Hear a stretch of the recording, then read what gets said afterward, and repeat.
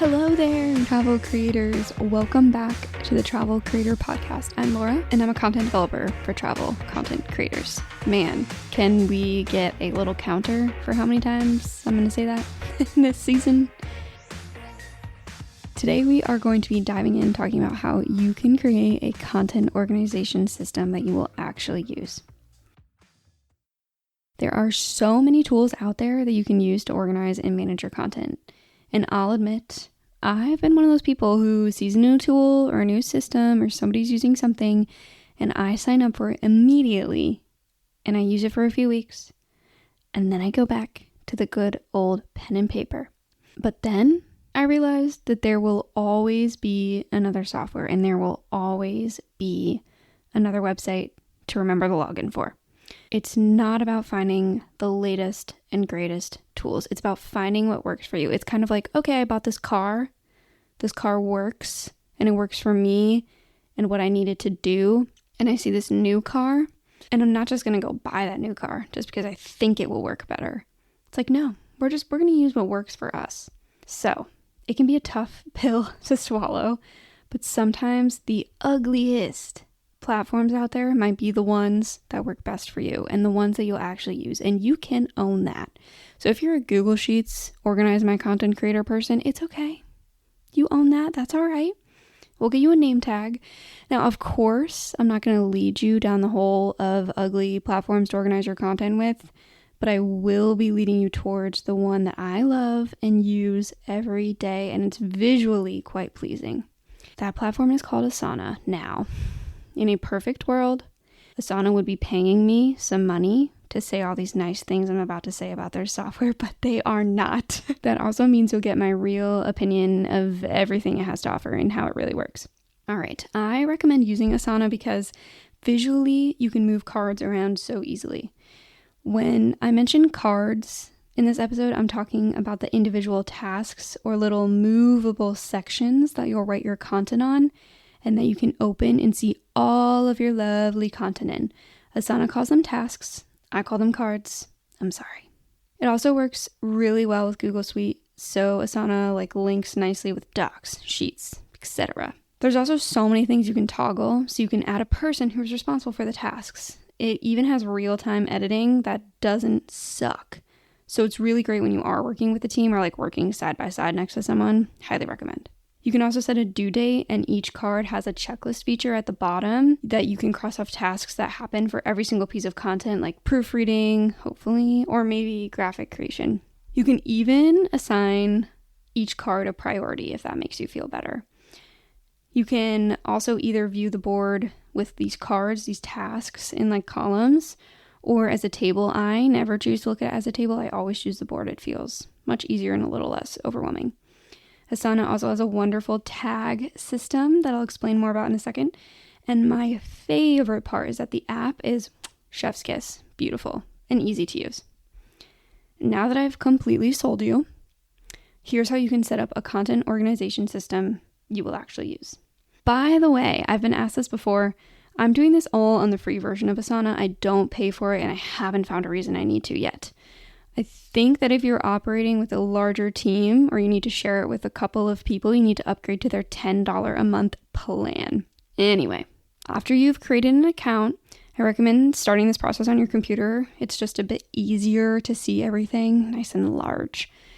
So we're going to hop into Asana and add a column going across the top for each platform you share content on. In Asana, they call them sections. So if you're looking at the board, you'll scroll all the way to the right and hit the Add Section button. Asana calls them sections. I call them columns. The platforms you'll show up on should create columns for should include all of the social networks you're posting on. And if you have things like a newsletter, make that a section as well. If you have a blog, do the same thing. I also recommend creating a section or column for each platform you want to show up on. So let's say that you're on Instagram right now and YouTube and you want to start putting your travel guides on Pinterest. Go ahead and add Pinterest as a column or section to your sheet. You'll see that as you start using the sheet and having this system that it is in essence a content repurposing system actually. So it really makes it easier to start sharing content on other platforms. Because you'll see, oh, I have this post that I shared on Instagram. Let me just switch up the dimensions of the graphics and edit the caption and get it scheduled for Pinterest. It also keeps you a little bit motivated because you can see already ahead, like, oh, I have all these ideas for content I can just share on Pinterest right here. Okay, diving back in. You've got your column set up. Now we're going to create 4 more columns. I know, I'm sorry. You're going to name them original content ideas, ideas for review, to create, and to schedule. These columns will help you organize any new content ideas you have, as well as where they are in the creation and repurposing process. My hot tip here is to put those 4 extra columns to the far left of the columns that name the platforms you're sharing content to. So when you open the sheet on the far left, you'll see original content ideas, ideas for review, to create, to schedule, and then Instagram, YouTube, wherever you're showing up. I find this just more intuitive to drag the cards from left to right. So here's how to use this sheet. When inspiration strikes, you're going to add your new ideas to your original content ideas column. So when you're scrolling on the gram and you see a piece of content that you want to take a spin on and steal like an artist from, add it to your original content ideas column. The ideas for review column are content ideas that you're excited about but just need like a little bit more brainstorming.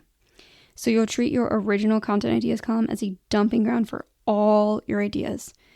And then your ideas for review column are the best ideas, or the ideas that you've pulled from the original content column that you're most excited to work on the next time you're creating content.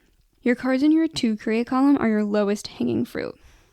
So this section is the home to all of the pieces of content that shouldn't take you very long to create and you've already got a few good ideas or notes for them. Maybe you already have a caption in mind or even like on-screen text for your next reel. The cards in your to schedule column are pieces of content that you have yet to decide where they best fit in your marketing strategy.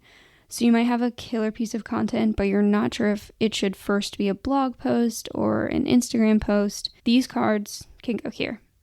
If you're struggling to decide, I'd go with whatever feels intuitive. So some people think video forward when they're creating their content, and some people are just better at like long form blog writing first. Another bonus tip for you. Some of my clients like to add a to edit column. This is where they house cards with content that they haven't finished yet. So for example, they might have a short form video that they're halfway through editing. It's stuff like that they need to come back to goes in the to edit. Because you're a creative, I know that inspiration strikes when inspiration strikes, and it's usually never when you're in front of your computer. That's where the Asana app comes in so handy, and I think is really key to helping you stay consistent with using this system. It makes it super easy to whip open and drop your ideas and notes in, and it helps eliminate the random Apple Notes that I know that you have, or the random alarm set on your phone to like write something down, because I have been there too. To help you keep your cards organized, I recommend setting up each card in the same way. I like to open up the description area of the card, which is just a big old typing space, and put in the title of the content I'm working on. If I'm repurposing this content from another platform, I'll include a link to that piece of content. If it's a destination-based piece of content, I'd recommend including the time of year that makes most sense to share about that place, as well as any notes you have about the piece. My favorite part of Asana are the tags. These are little color-coded marks that help you keep track of exactly what stage of creation a piece of content is in. To set them up, open any card and hit, ironically, the tab key to open the tags panel. I like to color code my tags so that I know what the heck is going on just at a single glance. I'll tell you what I use so you can steal them, please. So I use green for posted content. So if I have a piece of content in the Instagram column and it has a green tag on it, I know that piece of content has already been published on Instagram. Purple is for content that is in progress or content that's currently being developed. Red is for blocked content. This is content I'm either waiting for someone or something for to finish. Blue is for not started content. That's kind of self-explanatory. Okay, friends, you've done it. Does it feel good? And if you're listening to this while you're driving, schedule some time in your calendar to come back to this. I promise it will save you. I want you to know that the system you've just set up is exactly what I recommend my content repurposing clients to use. And if you want to take this a step further, I know I've been kind of teasing in this, your content repurposing system, but I have a totally free DIY content repurposing booklet for you to use. It'll walk you through how to know what's worth repurposing, how to set your goals, and a lot more. It's 8 pages of good stuff to set you up on your content repurposing journey. And part of those 8 pages is setting up the system that we just did. So you're honestly 50% there. You can snag it in the show notes below or at travelcontentwriting.com. And if you didn't hate this, I'd encourage you to send it to a fellow creator. And if you're really feeling it, you can even give it a rating. Okay. Thank you for your time. Okay, my fellow creators, I will talk to you all later.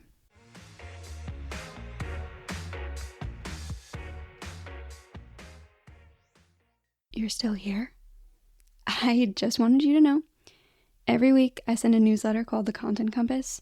I share mini case studies on travel creators who are crushing their content. It's like new, innovative things these creators are doing, and I break it down to show what they're doing successfully and how you can apply it to your own content. I've got a link in the show notes if you'd like to subscribe. It's also free. Can you just tell I really want you to do well and enjoy all these cool places? Okay, friends, I will see you soon.